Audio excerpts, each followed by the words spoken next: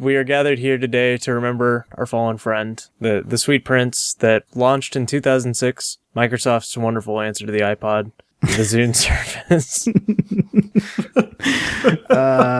It has been a strong 9 years. It has been 9 years, I think. I am sad to inform all of our podcast listeners, our friends, we will no longer be able to post new episodes of the Bancast on the Zune service. Did we ever? I believe we are on the Zune marketplace. Are you serious? Oh my gosh. I have a Zune, but I don't know if it works, because who the fuck uses a Zune? Yeah, Zune's dead. Welcome to all our listeners who transferred from the Zune marketplace to iTunes. Yeah, pretty much. Welcome to the future. Or YouTube. On the flip side, they are launching a new Zune music service called the Groove Music Pass for $9.99 a month. So there's that. You know, the Zune had that really cool idea where it was like you have an MP3 on your Zune and you could send it to your friend's Zune and he could listen to it for 48 hours. Except you didn't have any friends with a Zune. You got a Zune and you were the only one. And you said, hey guys, let's share some MP3s. And they were like, sorry, what? What is that? What's that brick you're holding? They'd be like, yeah, no worries. I've got Kazaa open. Like, it's cool. Oh boy.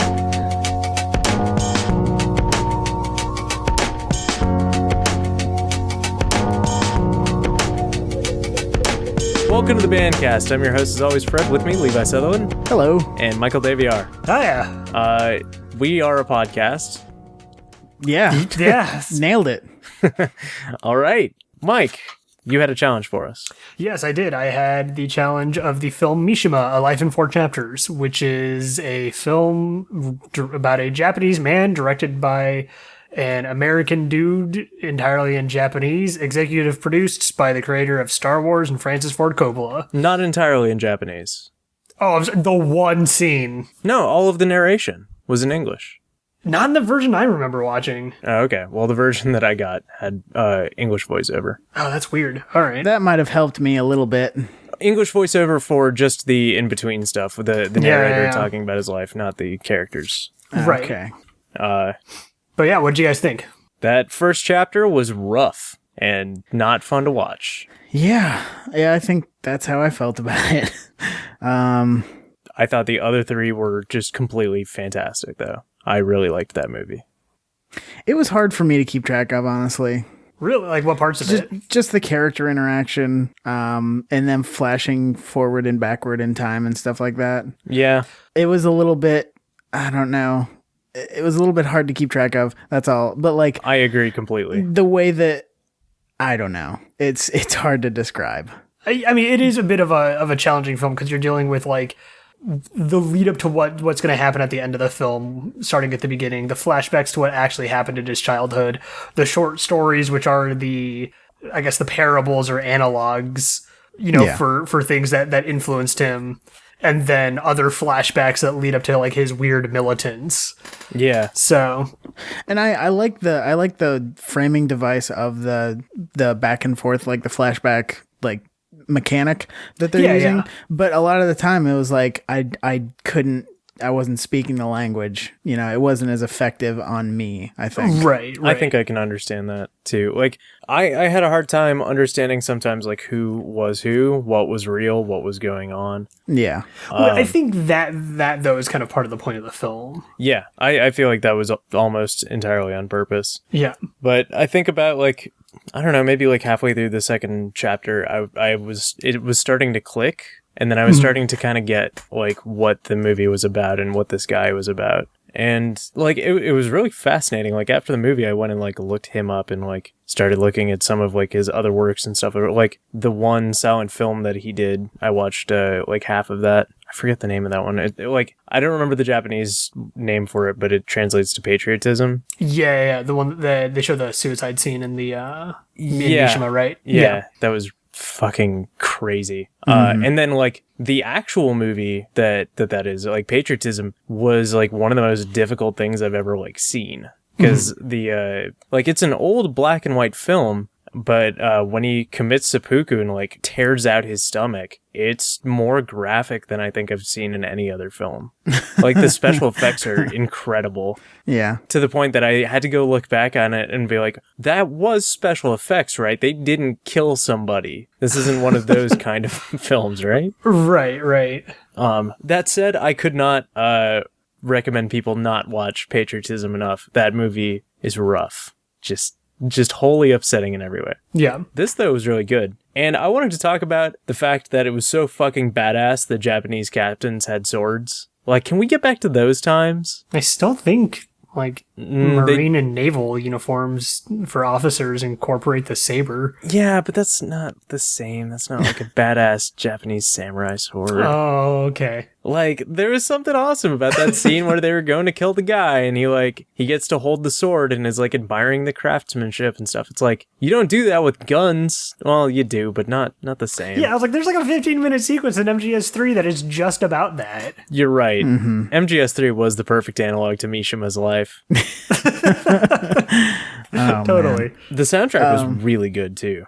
Yeah, dude, the music in this film is fucking fantastic.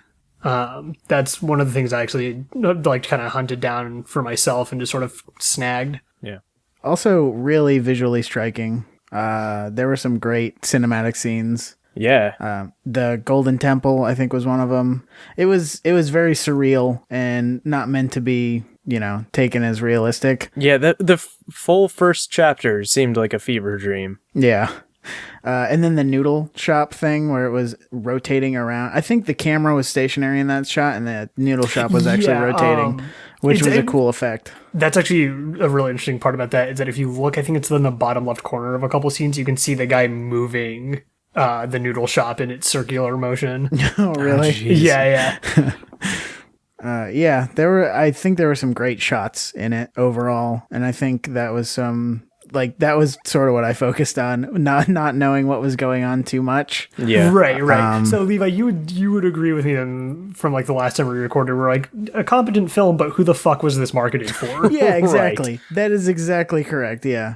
It was marketed towards the like 18 people who are absolutely in love with Mishima. Yeah. Yeah, because I went and rewatched the film and I was like, okay, I still enjoy this. I still don't understand like who the fuck this was being made for outside of George Lucas and Francis Ford Coppola. Yeah, those two. It was them. That's why it cost so much money and made no money. Yeah. Jeez, that was a really fun watch though. Yeah. Like I had to watch each chapter and take a break from it because it was a little slow and a little weird and a little hard to like grasp. Yeah. But yeah, I would recommend that to everybody. It's on YouTube. Levi, would you recommend it? I'd say check it out if you're a fan. A fan of what? Of what? Yeah. I don't know. I have no idea. There's no never mind. I thought George Lucas, sure. The Japanese culture portion of all of it was really fascinating. Yeah. Okay, cool. So I guess who's got the next challenge? I guess that's me. Mine is for you guys to go check out The Beginner's Guide, which is about an hour and a half long. It's a video game, kind of. It's a series of games. It's an analysis of a series of games made by one of the creators of the Stanley Parable, Davey Wreden. And it's I don't know, like, there's no way to talk about it without kind of spoiling it, other than the concept is it's a collection of this guy's games put together with a narration over it. Okay. Yeah. I think that's fair. I would probably rather go in blind anyway, so. Cool. Same. All right. How you guys doing? Hey, I'm doing all right. It's getting kind of nippy up here. Yeah, I think there was like a tornado warning for Houston and the temperature dropped like 20 degrees within the span of like 30 minutes. Oh yeah, definitely. It was crazy. Was that earlier today because we had a tornado warning up here too? Oh yeah. Yeah, it was for most of eastern Texas and Louisiana. Yeah. It rained like crazy this morning. Like, it's been bone dry and then just started pouring. Yeah. I know we've been getting hit with a lot of storms up here, so it sounds like you guys are just getting the aftermath of that. Are we talking about the weather? For yeah, real? man. Like, I just snapped out of it. It's good to talk to you guys. We're good adult men. No, I'm doing all right, though. Yeah. Welcome to the bi-weekly podcast about the weather in our respective towns. Yep. You get it the next day, so you know that it's current. But yeah, like, so as I talked about last time, my computer shat the bed, but it turns out my external hard drive has a 3.5-inch SATA hard drive dock just built into it. Mm-hmm. So I was able to recover everything off of there. So I got back to writing and wrapping up some stuff that I'm working on. That's excellent. Oh, awesome. And you're working on your pretty older laptop. Yeah, this 2009 piece of junk. Yeah. But it's, it's lasted longer than my desktop, so I guess that says something. I went to a gelato shop, and they had a deal where if you spent $35, you got a membership card that gave you 50% off for the next year. So did you spend $35? Yeah, which that place is kind of expensive, so it didn't take much. Hey, nice. But they also do coffee and paninis, and it's over across the street from La Tuna, which is a place that I hang out at quite a bit, so pretty cool. Nice. I got love running on the Xbox One again. Here's been my development process on love. just so I can try and boil it down. On Xbox One, they asked if I would like to port the game. I said absolutely. I heard nothing for some months, then got a couple of dev kits out of nowhere. And then I contacted one person. They said, I don't know how to port your game. I'm like, okay, that's fine. Then I contacted the creators of the software, and they're like, oh, you have to go talk to Microsoft. I was like, okay, I just did. And then I went back to Microsoft, and they're like, oh, yeah, totally. And then go back to Yo-Yo Games, blah, blah. Then had the game up and running just fine. And then one day, the game just stopped building. Like, just completely stopped. It was giving me an error code, and it would cancel, like, at 78% every time I tried building the game. And so I'd go to Microsoft, I'm like, hey, here's that error code. And they're like, okay, well, it's not working. Have you tried installing it again? And I'm like, well, yes, because that's what's crashing, is installing the game. They're like, oh, okay. And so it's been some months, and I'd never got an answer. So fortunately, the new Xbox Experience dashboard seems to have fixed everything. So that's a pretty good patch, and that's why the game's not out yet. Okay. Should have been out 2 or 3 months ago. Hey. But whatever. Working on it. That's me. Kind of an unexciting week. 2 weeks. Yeah. How about you, Levi? How are you doing? I'm doing just dandy. The weather going all right over there? Yeah, I think we've established that. I built my first website for a commercial client, so that was nice. Very cool. Did that go well for you? Was there a lot of revisions and stuff, or not particularly? It sounds like a good first experience. They were old people, so they're just like, okay, it works. Wow, how'd you get the text on the internet screen like that? What's this say about PVR? Oh, yeah. So I've had like a fucking PVR for like a year and a half, and it's just been literally sitting in the box. So I started busting that out, and I've been kind of noodling around with it, and assuming my laptop can handle like, the editing portion of it, I might start finally uploading shit to YouTube after talking about it for like a year. Cool. So yeah, so I'll keep you guys updated on that as I go along. But yeah, right now it's just me sort of like pressing buttons and like, that scene in Zoolander where they're getting the files out of the computer? Yeah. Mm-hmm. That's basically what this is right now. I'm just sort of slapping buttons and hitting shit and kind of figuring out how this all works. Excellent. Yeah, so hopefully that'll go somewhere. I don't know. But yeah. Anyone else been doing anything fun? No. All right. I guess it's on to that community portion. If you have something to write in with, whether it be a challenge or a question or a topic or just some nice words, you can send those to thebancast@gmail.com or through thebancast.com/ask if you are email averse. Do we still have that answering machine thing? Yeah. Holy shit. All right. I don't know if it works.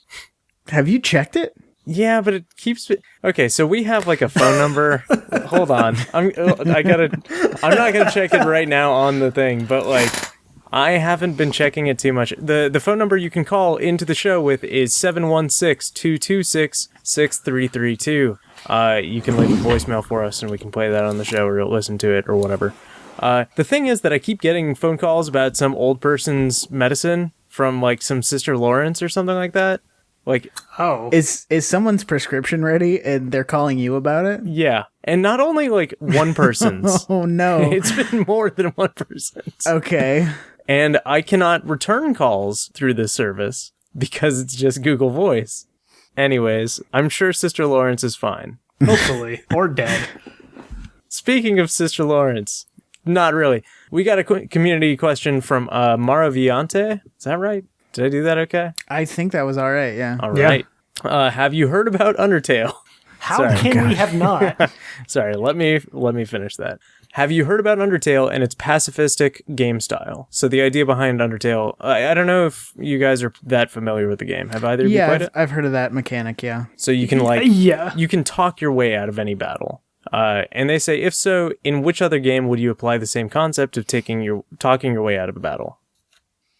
I think a lot of Fallout's dialogue options, especially in New Vegas, where you could take the straight pacifist approach. Yeah. As long as you had your speech modifier up high enough, you could basically tell anybody anything. Man, Fallout 4 is really bad at that. But we'll talk more about Fallout 4. But it's because you can't just talk your way through that game. Well, you no longer have a speech skill. You have your charisma modifier. Yeah, which I am charismatic as fuck. The Metal Gear games would be kind of fun. Can you be a pacifist though? You can. Yeah, you can be a pacifist throughout that entire game. Yeah. You can trank people, but it would be cool if you got caught and you could talk your way out of a situation. Right. I know the first Dragon Age had some moments like that, but very few. It wasn't like a main gameplay crux. Yeah, I think the question is what game do you wish had that?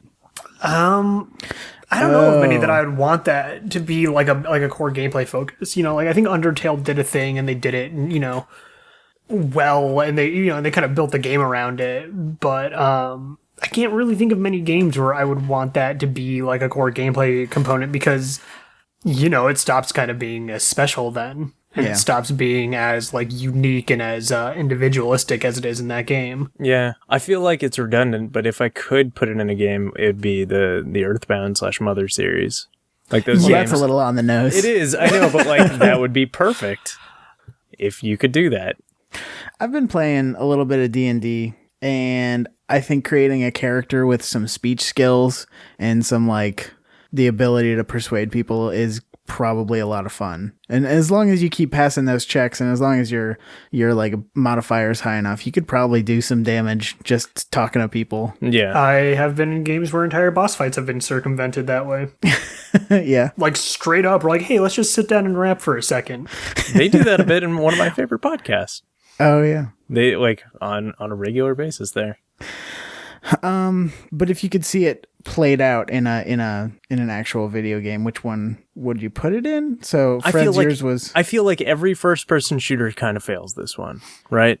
The way that you interact with the world in that kind of game is through bullets. Yes, bullets are pressing the X button. Yeah, yeah, yeah. So, yeah, I mean, really, RPGs maybe some kind of action game. Yeah, I was gonna say the Zelda games, and then I'm well, no, the dungeon crawling aspect still. Yeah, exactly. Yeah, you have a good point, Link. Because the second you start adding talk your way out of every situation things, let's get real. Most games aren't as intelligent as Undertale is. Most games would probably go the David Cage route and make some bullshit Quantic Dream game. Yeah. I would like to see more of that in GTA. I know GTA is a high action series, but it seems now it's the time to have it in the franchise. I agree. Yeah. That would be fantastic. Or at least some branching narrative in that game. Yeah. True. Maybe not being able to talk your way out of every situation, but at least have that be you can choose to escalate or de-escalate a situation. Right. I think that'd be great. Shit, I had one, but it's gone now. Maybe Shin Megami Tensei. The Shin Megami Tensei games are you can talk the bad guys into fighting each other instead of coming after you. Or fighting for you. Yeah. It's like Pokemon where you convince them to come work for you and stuff. What about Pokemon? Listen, why don't you just hand me that gym badge? Pikachu, write me an essay. It was not very effective. Bloodborne? No. All right. As someone who's been playing that recently, no. Man, transition. I know. Nice. Yeah, every time I have a really nice transition, you fuck it up. You call it out. You're welcome. So Bloodborne's got DLC coming out at the end of this month, and since I'm waiting on Fallout 4 to get all of its patches in order before I pick it up, I've been playing through that to kind of brush up on my Bloodborning so I can go fight some old hunters. And I keep forgetting that, A, that game's really good, B, that game came out this year. Yeah, came out very early this year. Yeah, exactly. I still think of it as a late 2014 game, but it came out in March. Yeah, this game's really good. Real spooky. I have it, and I should probably get back to it at some point. I'm just not sure that style of game is for me, despite how badly I want it to be. Which is totally fair. I mean, like, out of the 4, I guess, Souls games, you could call them now, since Bloodborne just got lumped in there, Dark Souls 2 and Bloodborne are going to be the 2 easiest to access. So, like, if you can muscle through those, you're good for the rest of the franchise. But, yeah, if it's just not your thing, that's just, I mean, that's fair. I mean, I was really good at Dark Souls 3 when I played it for a few minutes. Maybe that'll be your No, I keep saying that every single fucking time. I'm not going to fucking buy another Dark Souls game. Okay. It's not I think I'll probably get Dark Souls 3. I'm cautiously optimistic that I'll be able to stick to it this time. Yeah.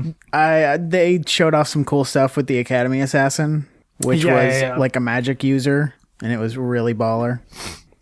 So, yeah, I've been playing a lot of that. What about you guys? Fallout 4, obviously, but otherwise.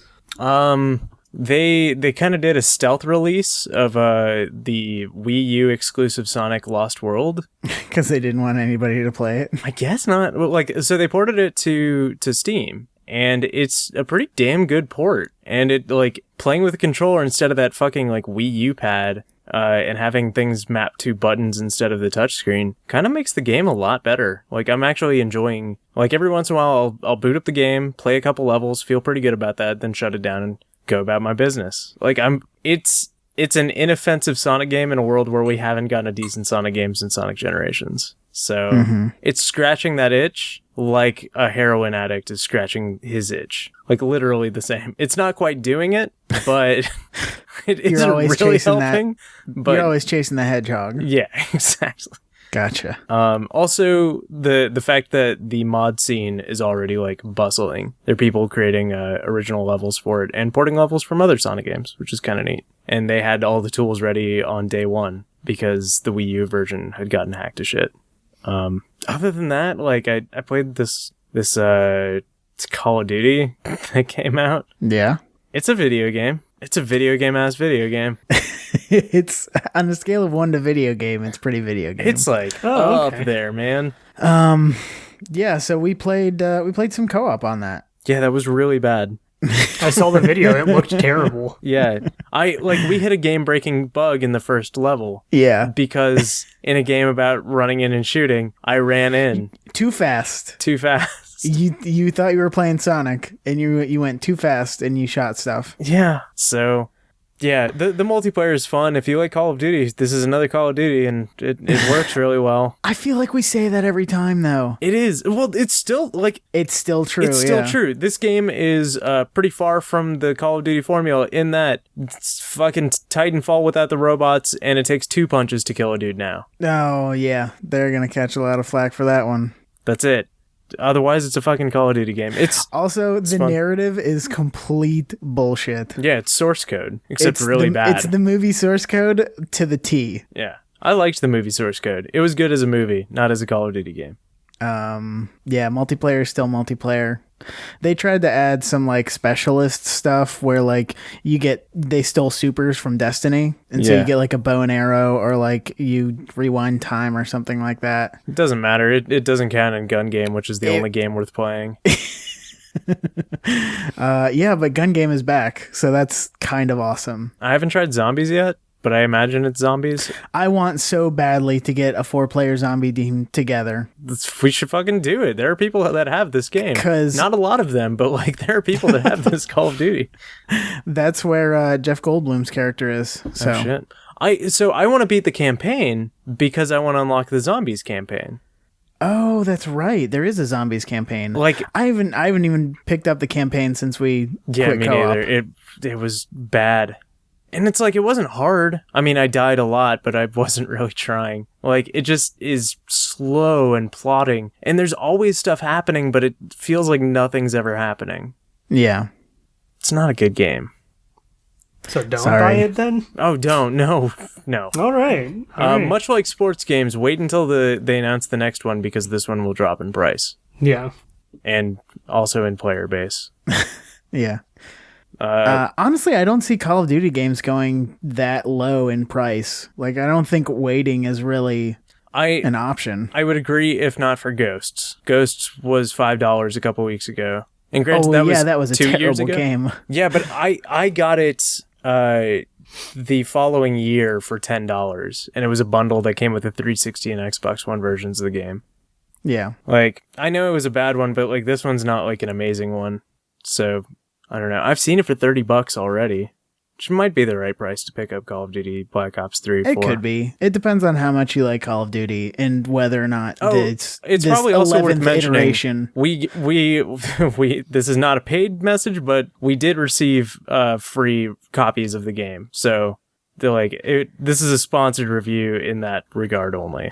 It's like, I know it's good to say that, but if we're like, yeah, it's not very good, don't buy it. It's really glitchy and it's the same old schlock. Like, also they paid us to say that. They didn't pay us to say that. That's all I mean is we did receive free copies of the game. We received review copies, which we used to review it. Yeah, our review is not glowing. I say our journalistic integrity is still intact. Yeah. I mean, more intact than most news websites. Oh. Am I wrong? No, you're right. No, but yeah. You're right. So yeah, I guess moving on to I think that's it. That's all that came out, the right? giant irradiated elephant in the room. You mean the giant irradiated shit that's in the room? the Smiling glowing, nuclear poops? smiling nuclear poop emoji. And that isn't a knock against the game's quality. That is No, I simply haven't the touched app. the game yet, so I cannot comment on that at all. Yeah, we've been playing a bit of Fallout 4. Fred bit. and I, at least. Just Yeah. just a smidgen, like a spattering of Fallout 4. I really haven't played it as much as I would like to. Like I said, I've probably put in 20 hours and it feels like I haven't played it at all. I have put in 20 hours and I've been playing the main story and I feel pretty close to the end. My property manager for the apartment complex, like he knows that I play games and stuff, and I was walking to the car with Kate earlier today. He's like, "Hey, you play Fallout 4?" I was like, yeah. He's like, "Pretty good, right?" I'm like, "Yes." Yeah. I was okay. like, I'm like 20 hours in. He's like, "Oh yeah, cool. Yeah, I beat my first run. I'm working on the second so far." I'm like, wow. okay. Holy shit. I Serious mean, business. things around the apartment complex seem to still be getting done, so I think it's probably fine. What's your main focus? Is it the main quest? For this character that I'm playing as, that I am going to stick through the game with, Deborah Downer. She is good at talking. Yeah. She is incredibly charismatic. I have now entered into a formal relationship with another lady. Since my husband's super duper dead. Uh-huh. And Well, spoilers. yeah, sorry, spoilers for the first 5 minutes of the game. Yeah, that's true. Yeah. The problem I have with Fallout 4 is that I went in wanting to do some role playing, I guess, and talk my way out of situations with witty one-liners, and this game does not have that. Not as much as it has in previous Fallout games, and that is a bummer. Otherwise, the game is amazing, and also it's Fallout. Levi, Yeah. what do you think? I think it's awesome. Like, it's The end. Not a paid review. It is. Yeah, I paid out the nose for this one. I think it incorporated a lot of elements that I really appreciated. I think the base building mechanic is robust once you get the hang of it. It's a little bit finicky to start out with. Fallout 4's UI and control schemes are very bad. A Bethesda game with a shitty UI? Who Whoa, knew? no, hold on. What's wrong with the UI? Just maneuvering around in the hotkeys for different things. And I've tried playing with a controller and with a keyboard. This game was designed for a controller, but a controller doesn't have enough buttons for doing the things that I feel like I need to do. I've got plenty of buttons. I've been managing resources and like building stuff and doing all kinds of things with like, I don't know, nary a complaint. I guess maybe it's the PC version. I'm playing on PC, you're playing on Xbox. Yeah. But yeah, I don't know. I have found very often, especially, man, the fact that you can melee with melee with any weapon now is a nice addition. The bash maneuver, yeah. Except that it's tied to the same button as grenade, but you have to like hold that down a little longer, and you have to pull the pin. Yeah, but you have to hold it down to pull the pin. Okay, I'm not gonna. That's argue just with how it. grenades work. No, I guess. yes, I know. Okay, fine. Yes, That is how grenades work. I'm glad. It seems like they've done a lot of things to alleviate problems from the previous games. Like, you can map a lot more weapons and stuff to your D-pad, whereas before it was only the 8 directions, right? Directions, yeah. Yeah. Now it's like 3 or 4 in each direction. Yeah, and that's really quite nice. I don't know. And encumbrance is still a thing that I fucking hate. Especially when I want to do all the cool base building stuff. I think the strong back perk takes care of that really handily. Man, if I had gone for a strength build, then all of my complaints with this game would be gone. Well, you can level up your strength high enough by leveling up your character. That's true. Okay, so that's one of the main overhauls of this system is they've gotten rid of I don't know, like a la carte perks. So all the perks are mapped to this perk chart, and as long as you have the requisite level and the requisite special stat in that category, then you can pick that perk and you're good to go. But if you don't want to spend a point on a perk, you can just level up any one of your specialist stats at the top, which is like, if you want a perk that's like strength 6, you pick strength for a couple levels and you've leveled up your strength enough to pick that perk. Is it true that there's no level cap in this game? That's what I've heard. So theoretically, you could probably level up all your stats to 10 and get every single perk. Yeah. At least one of every single perk. Because a lot of the perks have multiple levels. That's what I'm talking about with strong back. You get extra carry weight for the first 2 levels, and then you can run. You can spend your action points and run while you're over encumbered, but then when you run out of action points, you have to walk while they recuperate. And then with the last level, you can fast travel. Right, yeah. While you're over encumbered. So you sprint around picking up everything you see, and then you fast travel back to your base. Right. And that's all you need. Yeah. I guess if I'd built my character that way instead of the way that I wanted to build it, then the game would be in my favor as well. I'm just saying you still can build it that way. It offers you enough. You're right. Leeway to. There is a required mission in the story that requires you to do some building, and some of the building stuff that you have to do costs a lot of resources, especially if you don't know exactly what you're doing and you waste some resources. So I had to do a lot of back and forth and managing of things because my character was not very strong. And that was the thing that I was working on for like 2 or 3 hours yesterday, and that sucked. But I would say that that's a minor complaint compared to the rest of the game that I've experienced so far. Yeah. Like, there's some cool fucking places in Boston. Like, I don't know how much exploring you've done, but if you've gone to the bottom left of the map... No, I went bottom right. Oh, bottom left is ground zero, I guess would just be the way to point it. Okay. Yeah. So in the beginning of the game, you're standing outside one of the vaults and you see the bomb go off. Is that where it is? Yeah. Okay. And it's visually the coolest thing in the game so far in the 20 hours I've played. And of course, I've barely scratched the map. So it's the coolest thing I've seen so far. It was really, really cool. That's all nice. I'll say. Yeah, so I'm just going to finish off the main story with Deborah Downer, and then I will go through a second time as Beef McHardcheeks, and I will just go around. I will probably remove encumbrance as a obstacle because I'm playing the PC version, and go full scale, unarmed, melee, just fucking Streets of Rage all over this shit. Yeah. That'll be pretty sweet. It's a fun way to play the game. Also, the just melee, like the kill melee people. build has always been like the thing that you do next, you know? Right, yeah. If you don't do it first, you kind of have to do it eventually. You just go in punching things until their heads fall off. When I played Fallout 3 from start to finish, that was like a very unspecialized build. I just played through the game kind of like, yeah, that seems like it'd be useful. So like I was pretty good at all, master of none. Yeah. So that's why like this time I'm like, okay, I'm going hard into making a character that has like a specific thing about her. So I'm regretting it a little bit, and I think I'm going to have to start spreading out in order to even beat the game. Yeah. How you doing, Mike? Yeah, I'm doing all right. I'm still here. Anyway, so that's Fallout. Mike, what you watching? I am still keeping up with the new Gundam show, Gundam Iron-Blooded Orphans, which is, it's all right. Like, it's still going good. It's a standalone series. Can be enjoyed by anyone. Yep. I mean, you've got to be into giant robots, but like, if you're into giant robots, it's worth checking out.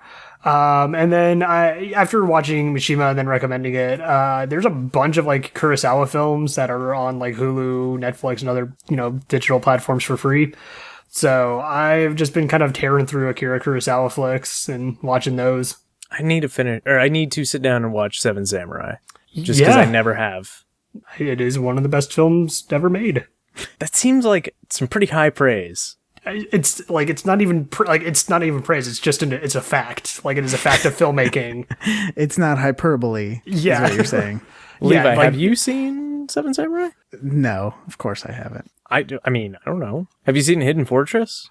No, it's hidden. God damn it! Hidden Fortress was the inspiration for Star Wars. Yeah. Oh, okay. Yeah, I realized Star Wars had a lot of samurai, Japanese-inspired influences, but I didn't know that was it specifically. It's like specifically all Kurosawa influence. Yeah, oh, yeah. Yeah. Nice. Yeah, I need to sit down and watch. Because I think Hidden Fortress is the only film that I've sat down and seen the entire thing of. Yeah, like, I will say with Seven Samurai, that film's like 3.5 hours long. Yeah. Like, that was back in the day. Well, it was back in the day when you could just make a film that long and no one would give a shit. It'd be like, yeah, this movie's 3.5 hours long. I'll go sit and watch this. Cool. Yeah. Also, we get an intermission in the middle of the movie. Right. We get to get up and walk around. Like Lawrence of Arabia, like, I don't think anyone has actually finished the full film because, it is 9 years Pretty sure long. it's still in production. Yeah, exactly. Like, there's new footage being found to this day. I checked the Guinness Book of World Records. It wasn't in there. No one has finished it yet. Yeah. Yeah, I need to see that at some point. Anyways, I picked up the Criterion Collection version of that because, if I'm going to watch an old, grainy, black and white film, I want to make sure it's in the highest possible quality. Yeah. So, what have you guys been watching? Levi, have you watched anything? I saw James Bond. It's not very good. That's basically all everything I've heard is like, I saw Spectre. How was it? Not great. And that's the end of the conversation. Yeah. It was bad enough that Pierce Brosnan was bashing it. Yeah, he did. He admired Daniel Craig's performance, but was not happy with the overall film. What is wrong with Spectre? I'm just going to go ahead and say, it could be the last Bond. Because you're done with it, or because it was a good closing point? Do you want me to spoil it right now? I don't give a fuck. I'm going to give you... We'll do hold 30 seconds? Yeah, 30 seconds starting in... At the end of the film, Bond confronts the final villain on this bridge after a helicopter crash. And on one side is the guy who plays M, Ralph Fiennes. And on the other side is the Bond chick. And it's a very apparent, pick which one you want to do. And he, walks over to the chick's side and quits MI6 and leaves forever. So. Okay. Yeah. It's a pretty bad ending. Yeah. Yeah, that sounds really fucking stupid. Yeah, it is. So, anyway. That's such a disappointment. All right. Although, on that day, I'm okay with it because I didn't pay to see it, and also my boss took me during work. Oh, that's right, yeah. Yeah, so I'm all right with it. Fred, what have you been watching? I watched Cartoon Genius in the form of Rick and Morty Season 2. Finally. Yeah, I was just going to watch 1 or 2 episodes, and then the night disappeared. And I just realized, I realized halfway through the season that there's always a stinger after the credits. Yes. So I haven't gone back and watched all of the Season 1 stingers, but I watched all the Season 2 ones. Yeah, I realized that after the fact too, and it was like, oh gosh, what have I done? It's exciting because I get to go back and get more. Yeah.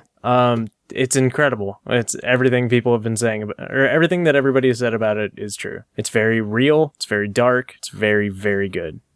And they straight up cribbed a moment of my life in the form of the Zelda 3DS XL's scene.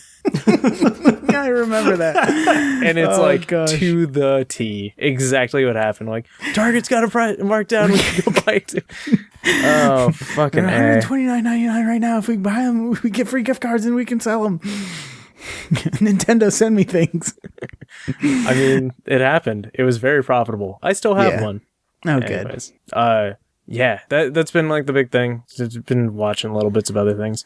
I put out a Twitter questionnaire for people, and I was asking what the best anime of 2015 was. And my main question was if I didn't see this year, what show would I have missed and would really be missing something if I hadn't seen it? And the answer from fucking everybody was One Punch Man. So I've been watching that, so that was not actually as helpful as I'd hoped it'd be. I was looking for a new anime. One Punch Man's incredible. That's really all I can say. Mike, you're reading stuff? It says you're reading stuff. Yeah, I mean, insofar that like I am going to be in a constant state of reading Berserk until the day I die. And I picked up a new comic. It's a Image indie thing called Monstrous by Marjorie Liu and artist Sana Takeda, it's okay. I'm not quite sure how I feel about it yet, actually, though. It's sort of set in this alt timeline of in Asia. I believe the first I need to reread the first issue, and it's sort of about like this war between regular ass humans and basically kaiju, but like also smaller mystical monsters and stuff like that as well. Levi, kaiju is Japanese for monster. Oh. Mm-hmm. And stuff like that, and the world's interesting. The art is gorgeous. Like if nothing else, Sana Takeda is a phenomenal artist. The dialogue, every time I read dialogue in that story, though, it completely takes it out of me. Because like it's one of those stories where people curse just a bit too much, and so it's just sort of like. I mean, it's an Image comic. Right, yeah, which tends to be the tone of an Image comic of like, how many times can we say fuck on one page, because that's maturity. But it fucks with me a whole bunch because like I know, yeah, because I know like me, the person that curses constantly, but like there's a time and a place, and for stuff like that, and when people are just like, oh man, fuckers this and fucking that and this fucking bitch, fucking bitch, fuck. It's just sort of like, all right, come on. Like, I know you're a better writer than this. Let's try. That sounds like a bummer, but also kind of a cool thing. Yeah, it's one of those things where I'm hoping, since it is going to be an ongoing series, I'm hoping as it finds its legs a bit more, the writing will kind of work itself out. It's a first issue. It's like a, first episode of a TV show. There's always going to be those kind of season 1 kinks that you've got to iron out. Yeah. But I'm interested in seeing where it's going to go. I don't know if I'd recommend like pick it up immediately, but find a place to read it, check it out. If you like it, throw some money at it. Yeah. And then, Berserk's on a monthly update schedule, so I can breathe easy for a little bit. And he's not missing anything? No, he hasn't missed the past 4 months. Interesting. Wow. Yeah, which is it like a new chapter or a new book? It's a new chapter every month. Okay. If it was a new book every month, I would be fucking I wouldn't be here right now. I would be singing songs on rooftops and fucking jerking it. But yeah, no, it's a new chapter every month, and the chapters are usually about 20 to 30 pages. So it's still at least like a decent amount of content per month. Oh, cool. Yeah, you guys reading everything, Fred? I know you don't read, but thanks. I'm reading. That is by your own admission. I am reading something currently. It's garbage. It's called Rising X Raideen or Rising Cross Raideen. That sounds some. It's some fucking anime bullshit. Garbage. I was just trying to think what have I been reading? It's just something that somebody tweeted at me, I think, and then I went and just checked it out, and it's really bad, but nobody's suggested anything good for me to go read, so just kind of spending time with that. All right, Levi, have you had time to be reading anything? Not particularly. Sorry. That's my response, is that I'm an unwashed pleb.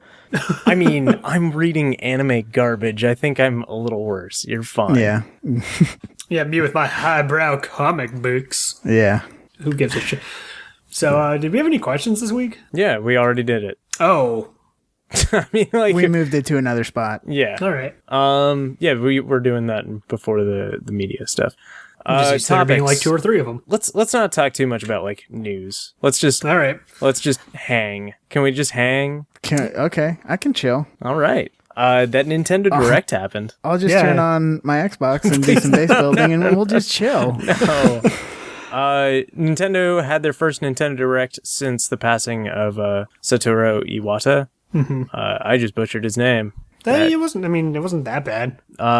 They did a quick moment saying thank you for all the support, and then they were like, "Hey, video games."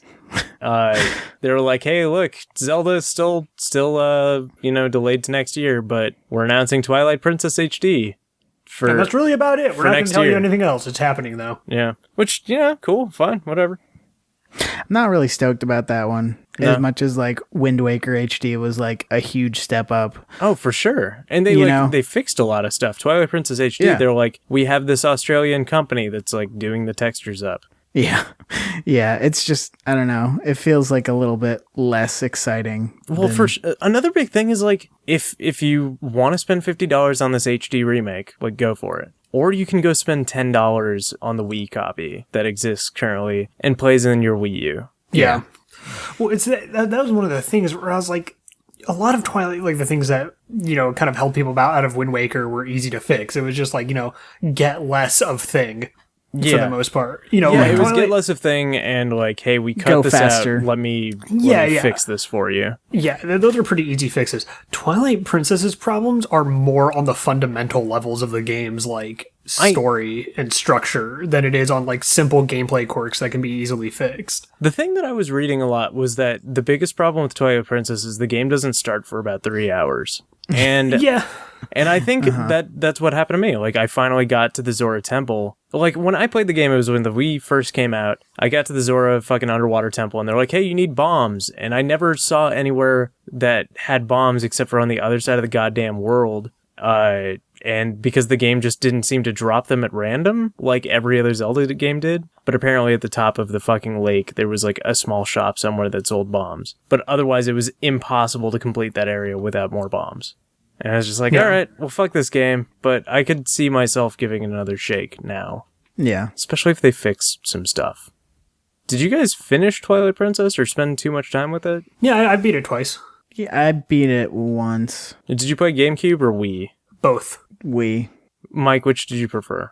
For me, I preferred GameCube, but that's just because I'm a shitlord and Link's left-handed. Like that's it. That was literally it. Like they're the same game. I'm so happy that the HD version is left-handed Link. Yeah. Yeah, and that's literally my basis is that Link's left-handed. So GameCube version's the real version. Get fucked. I mean, it was the real version. They just emulated a waggle to A. So yeah. Oh man. The waggle did not do anything for that game. Like no, you got to shoot, you got to aim arrows, I guess, was fine. Well, but... yeah, it was fine. Fine is the right word for it. It wasn't like Skyward Sword where it actually had like a mechanic to it, and it was kind of cool. Like the sword fighting was kind of cool. Nothing else was. You could horizontal and vertical slash, yeah. Yeah, or diagonal. So they also announced some other stuff that like doesn't really matter, like a bunch of Pokemon games. Just little things. And then they announced Cloud Strife from Final Fantasy VII is going to be in Smash Brothers. Wow. Yeah, which, who saw that one coming, Yeah, nobody could have possibly called that. Nope. Anyways. Now that the rules are garbage and nothing matters, who do you want to see in Smash Brothers?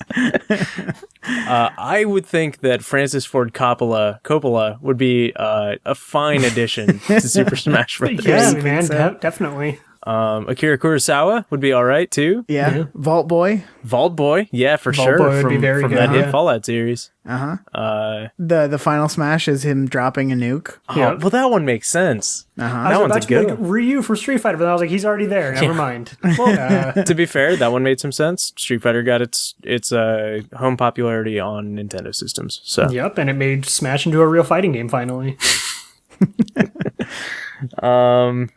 Fuck, really? Like, I don't know, Rayman? I said Crash Bandicoot would be neat. Sure. Crash Bandicoot would be cool. Spyro, maybe. My brother. No, I mean, just like my brother, like Chad. Chad could be on Smash Brothers because no fucking rules anymore. A mustache. The blue unicorn from TF2. Yeah, hell yeah. Assist trophy at the very least. Yeah. Just a mustache, like a floating mustache. Mario's face from Super Mario 64 in the beginning of the game. That would be amazing. That should be a level. My favorite character is Gun. Andros from the Star Fox series. He's already an assist trophy, but again, you're right. Fuck the rules; they don't matter. Yeah, that's how done Smash is right now. Dude, like the Tetris blocks. Yes, I can't believe that those weren't at least an assist trophy. Yeah, what the fuck? I imagine Nintendo was like, "Hey, let's do this," and then they went to EA, and EA's like, "Fuck you guys." Is Epona playable in any way? Just get a fucking horse in that game. A horse, yes. Like get aggro from Shadow of the Colossus. Nuclear poop, yeah. Yeah, the nuclear poop emoji. A picture of Donald Trump. No, that's no. I just mean like a picture, like a JPEG, not animated. Just sits there. I think like some salty bat level shit. Yeah, like, but it's got to be framed and it's got to be on an easel. Yeah, but it has to be like a really highly compressed JPEG. Oh, dude, Bob Ross. He should be in Smash. Bob Ross would be dope. Did you guys see any of the Bob Ross live stream on Twitch? Yeah, I popped in. When I say live stream, I mean like just them like fucking queuing up old episodes because Bob Ross is super duper dead. Did you watch the Bob Ross dead stream? It was depressing. It was sad. There were some happy hills though. Yeah. Yeah. Yeah, all right. Yeah, fucking Smash Brothers. And they announced that there's going to be a special Nintendo Direct for December strictly for Smash Brothers. So, I guess they're not done with Smash Brothers. It'll probably be like another new character and then here's some more Cloud. He's out right now. Yeah. I was surprised there was none of that except for what was it? The Picross game, the Pokemon Picross thing. And Pokemon Red, Blue, and Yellow coming to 3DS as just virtual console titles with, I guess probably some sort of like Wi-Fi wrapper for emulating the link cable, which is kind of cool. I'm all about that. What if Darth Vader was in Super Smash Brothers? I feel like that would be apt, considering Star Wars. Yeah. So Star Wars is coming out this year. That's why I said it, Fred. All right, Star Wars is happening. Yeah, there's Darth a lot Vader's of stuff. already in enough fighting games. Soul Calibur? Soul Calibur. Mm-hmm. Masters of Terraskasi. I was just going to say that. I love that game. I don't know why that game gets the hate that it does. It was fine. Was it a hardcore fighting game? No, not even a little bit. It was a Star Wars game, though, and I loved it. Yeah. It wasn't fucking Bombad Racing or anything like that. Like, it was fine. Right. What the fuck even is a Bombad? You know, there's a JonTron video that can answer that question for you. Is it? Yeah, because he's been going through all the Star Wars games, and he covers Bombad Racing in one of them, I think. Oh, yeah, he talks about it, but he asks the question and there's no answer. I think Bombad is a Gungan adjective. It is. Oh, fuck that. God, that makes me mad. I'm not sure whether it's a positive connotation or a negative one, but I think it just means like something like super or mega. Yeah. The Gungans were like a horrible racist Can we blackface just version. No, yes, they were a horrible racist blackface version of Jamaicans, and that's fucked. Yeah, no one's gonna argue that, but like by talking about them, you give them life. I really do wonder, like, if Jar Jar was a shitty Bob Marley. No, that's terrible. Are we going to see them in some capacity? No, because they're dead. They were wiped out. That's why they weren't in 4, 5, and 6. Were they wiped out? I don't know, but I hope so. I think they lived through episode 1. They won that battle. Yeah, they did. And fucking Jar Jar got put on the council.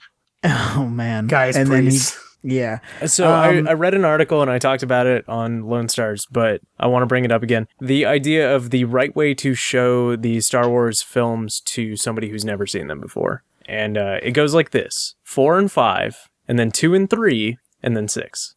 Yeah. Because it maintains all of the surprise in Empire Strikes Back. And okay, yeah. So you get the Luke, I'm your father moment. Yes. And then it's like, wait, who is this guy? Cue episodes 2 and 3. Episode 1 has no redeeming information in it whatsoever. It doesn't. Also, you can say Anakin was born. It solves the whole midi-chlorians thing. So, yeah. Because that was only ever mentioned in that one film, and if that didn't happen, that didn't happen.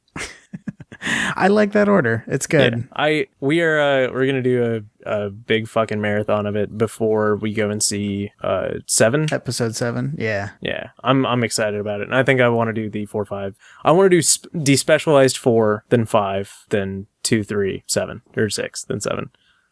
It'll be good. That was a lot of numbers. It was. But yeah, I get you. And Star Wars came out today. Yeah, Battlefront came out.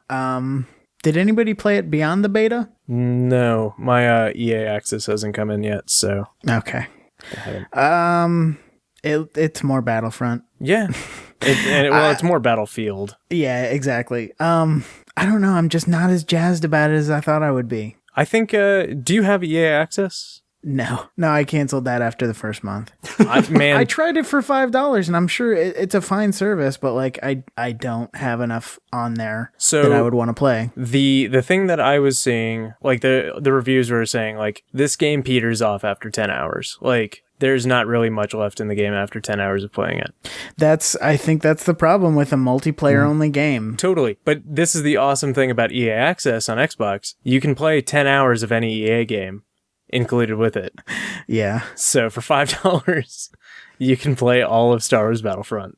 All of the interesting parts of Star Wars Battlefront. Yep. So that's like 100% the reason that I bought a card for that. I was like, all okay, right, I might re-up then for $5. I think that could be fun enough. Let me know when you do it, and I'll do it too. How about that? Sure. Except Fallout, though. Except Fallout, I know. Mike, you like Star Wars, right? Yeah, very much so. It's kind of like my first love. I know that, like, Levi has talked to me at length about Star Wars in the past. I don't think you and I have ever, like, rapped about Star Wars. We did a question once asking us about, like, everybody's favorite Star Wars property, and I think Mike's was the Clone Wars. If we're referring to just like film stuff, yeah, it's the Clone Wars animated series, and then the interactive Empire would Strikes. be Knights of the Old Republic. No, it's Star Wars: The Old Republic, the MMO. God no. No, honestly, it'd probably be Battlefront 2, but like overall, there's a series of comics called Tales of the Jedi that came out in the 90s, which is sort of this like pre-Old Republic, like, you know, really interesting series of stories about like the Jedi Order, the Sith, and stuff like that. That really kind of like opened my eyes as a kid of like the storytelling possibilities within that universe. The art's kind of dated by modern standards and like super psychedelic in some places, but the stories are really neat. They're worth checking out. So yeah, if we're talking like my favorite Star Wars thing, the Tales of the Jedi comics, without a doubt. What about you, Levi? Tales of the Bounty Hunter is what I said last time, and I'll stand by that. Those are the Boba Fett ones, right? I mean, it's all the Bounty Hunters, so it's like that's Bosk, right. Yeah. Bosk, Dengar, IG-88, Boba Fett, IG-88, Forlom, yeah. Man, good stuff. Also, the Shadows of the Empire book was really good too. Oh yeah, for sure. That still holds up, unlike the video game. I was just gonna say, like, I wish they would explore that a little bit more. Like, Dash Rendar as a character was basically just a Han Solo ripoff, but he was somehow better in some places. Yeah, exactly. Like he was more dashing and more daring and more Rendar. Okay, so did you know that he doesn't die at the end of that book? Really? There's a comic that takes place later in the canon, and like they just pan over, and he's just there with Guri at a bar. Okay. Yeah, and he's just sort of like, "Hey, let's go on an adventure." And I was like, "Oh, we're not gonna talk about that." Like that's all right. My favorite thing was growing up. I had the Marvel adaptation of Return of the Jedi, and I read that thing like from cover to cover enough times that like the book started to fall apart. Yeah. Like, I had that when I was probably, like, 5 or 6. And, man, that thing was cool. Like, I loved the art. I loved the depiction of, like, Luke Skywalker. And I think it was better than the movie, but I'd have to go back and read that shit again. And, did you ever play Star Wars Droids on PC? Was that weird, like, choose your own adventure thing? No, it was like BattleBots where you get to, like, build your droid and then go on adventures and shit with it. No, I had never played it. I don't know if I ever got past, like, the first level because I was too busy, like... The first level was you picked out your parts and shit, and then you walked around a Jawa Sandcrawler. And that was awesome. That game, like, almost certainly doesn't work on computers anymore and cannot possibly be as good as my tiny brain remembers it to be, but... Man, that was fun. It's good times. I've just linked you an image of Dash Rendar from the Wikipedia, and it looks like a drunk, fat Colin Farrell. Oh no! Yeah. I don't know where this is from, but I wanted to go back there and stay there. I don't need this. I was wondering what Dash Rendar what is was that? up to, and I don't know. It's horrifying. Dash Rendar. That can't be something sanctioned. It looks like a really bad cosplay is what it looks like. That guy is not that guy. Sorry. I just went and Googled Dash Rendar and I'm looking through. And yeah, He's a fucking cool looking dude. He's got a good design to him. I don't know. He's very edgy. He's the edge of the Star Wars universe. I guess. I don't know. I always thought it was cool. Dash Rendar. Dashing and rendaring. Yeah, that's really transparent now that I look at the name. Yep, a little bit. He's very dashing. Well, I'm glad that we have the album art for this week's episode. Oh no. It's just gonna be that photo for sure, and people are gonna look at that and be like, I'm not gonna listen What to that. is this? No. Are there any larger sizes? From some Russian website. Nope, that's just blown up. Also, why is this Russian website doing this?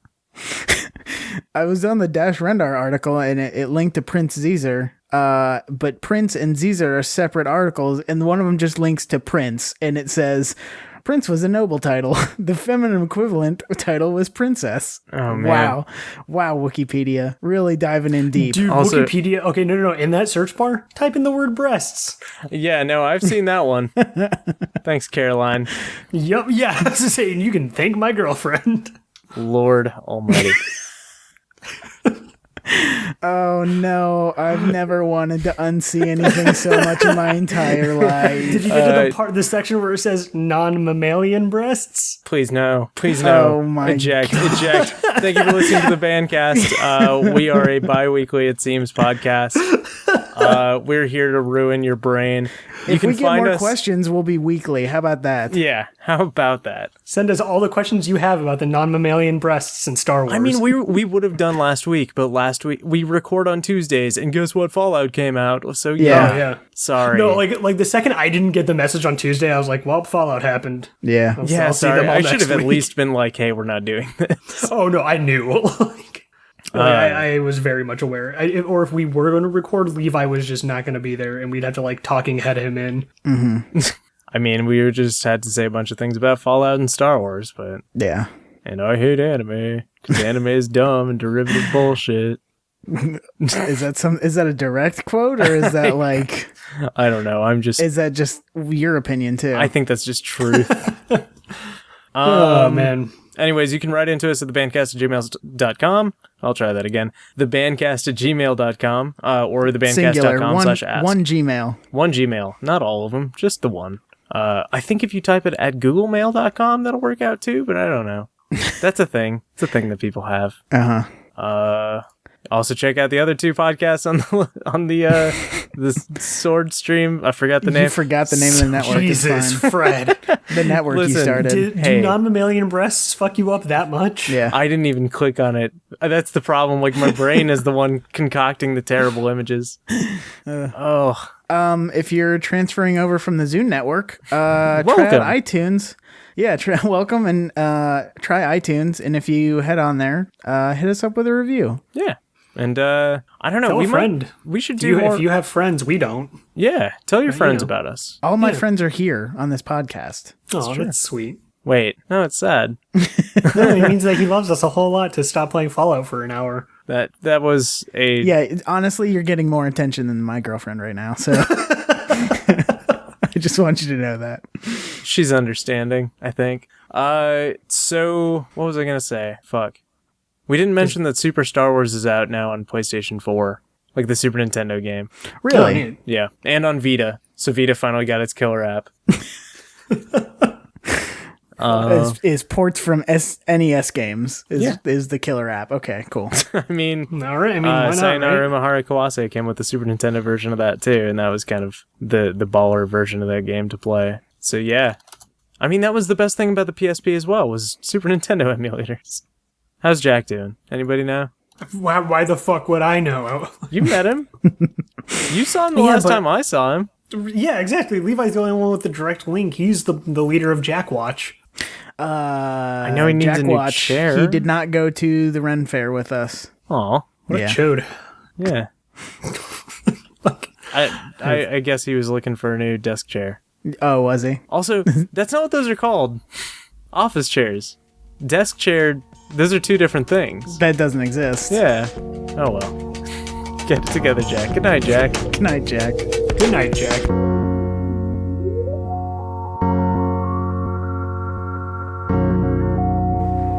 See, wherever human beings have been around, you see rectangles and straight lines. Because we're always trying to straighten things out. And so that's the very mark of our presence. I don't know why we do it. It's always been a puzzle to me.